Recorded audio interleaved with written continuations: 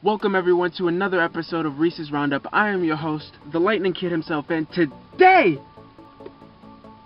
I was going to talk about the AllStar Weekend, but guys, instead, oh my goodness, Demarcus Cousins went to the New Orleans Pelicans. Now, I'll get on that a little bit later because we have to talk about this boring ass AllStar Weekend, alright? Because it all started, I figured it would be mad boring as soon as the skills challenge started.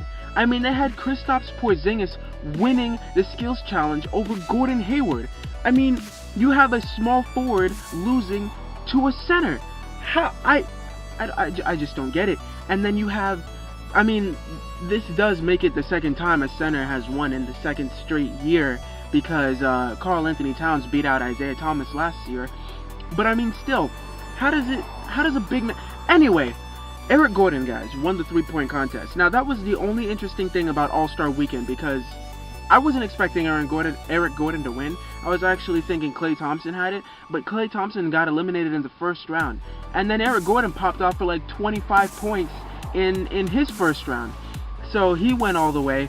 He goes into overtime with Kyrie. Kyrie just starts missing out of nowhere, and Gordon just needs one more point to win, and he's on his last rack and he gets it. That was a great shootout. I was satisfied with that one.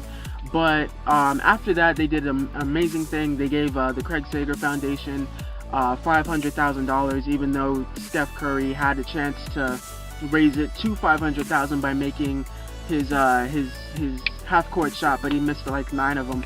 So they brought out Craig Sager's son. He makes a nice little slam dunk from Shaq with the help of Shaq, and he gets that foundation gets $500,000. That was really cool for the NBA's part.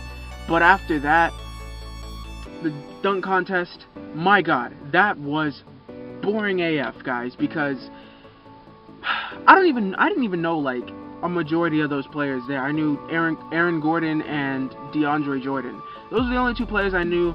The dude from the Suns and the dude from the Pacers, the Pacers, who only played 5 minutes the whole career. I mean, I don't even know. That was just boring. The only good thing about the dunk contest was Aaron Gordon. He did that nice little drone slam, but if it was on the first try, it would have been amazing.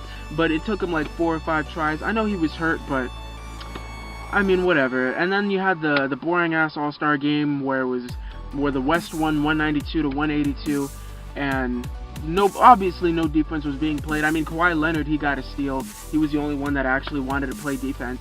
But aside from that, the Westbrook and Durant, the alley-oop there, that was, everybody's talking about that. You know, that was the only big highlight from that game.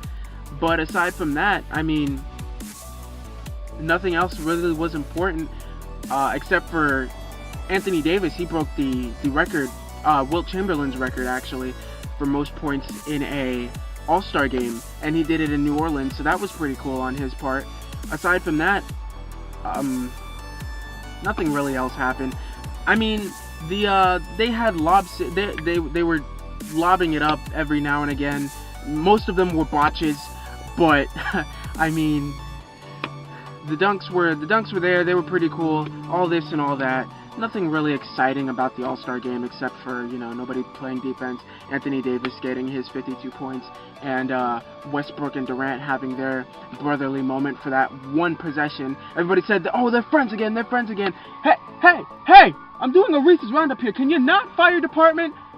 Westbrook and Durant had their one possession. Everybody was like, yeah, they're friends again, yay. What did they do after that? They didn't even talk to each other after that. So, I mean, Westbrook was heating up. He if it wasn't for Davis getting 52 points, Westbrook would have had his MVP trophy again, because he was starting to heat up in the third quarter. He made like 4 straight threes in a row in like a minute. That was crazy. Obviously nobody was playing defense on him, but it was still pretty cool to see him dropping all those threes. But aside from all that, Demarcus Cousins, guys, the dude didn't even leave he doesn't even have to leave New Orleans now. He can just stay right there. He can just go right across the street to his house now. Oh my gosh. Okay, so Demarcus Cousins, in case you didn't know, got traded to the New Orleans Pelicans. And this is a head scratcher because Demarcus Cousins is the Kings' best player. So to trade away your best player for a guy that you used to have in Tyreke Evans, a guy who's alright in Buddy Hield, and some other guy that I can't remember off the top of my head, but you also gave up a couple of draft picks as well. So the Pelicans, they got the worst end of the deal, because as good as Demarcus Cousins is, they didn't get anything else out of it. You have Jrue Holiday, who's good player, solid player all around. I'll give him that. But you don't have any shooters. You don't have any go-to scorers when Davis and Cousins aren't performing that well. So say they're not scoring well or they're having a bad game, who are you going to go to? Jrue Holiday's not going to be the guy to drop 56 points in a game and help the team win. Although this does mean that they have a better chance of, going to the playoffs, maybe winning 2 or 3 games against the Warriors as an 8th seed, I still don't see them making noise. What this does tell me, however, is that New Orleans has a chance to get some players now. So now that Cousins, arguably the best center in the league, I still think Marc Gasol is, but Cousins is a guy that will attract players. Now that you have Davis and now that you have Cousins on the same team, other players who are going to be free agents over the summer are going to want to sign with New Orleans. And that does help their case. But if the Pelicans can't get anybody good or decent, then Cousins is just going to leave. I know he has a chance. I know his contract says that it expires after next season, but I think he has the option to opt out of his contract. So if they don't get anything or if they don't make any noise, then he's just going to go back to Sacramento and leave the Pelicans with nobody and pull who was it, Serge Ibaka that did that? He left the He got signed with the Oh no, it was DeAndre Jordan. DeAndre Jordan got signed with the Mavericks, and then he's like, nah, just kidding. I'm gonna stay with the Clippers. And the Mavericks gave up everything so he could get them. I think it was DeAndre Jordan that did that. But aside from that, DeMarcus Cousins, I don't know why else he would leave. Obviously Sacramento isn't the best place for him, but he has stated that he wants to retire as a King. And I don't see why. You just got nothing going for you in Sacramento. But loyalty is there.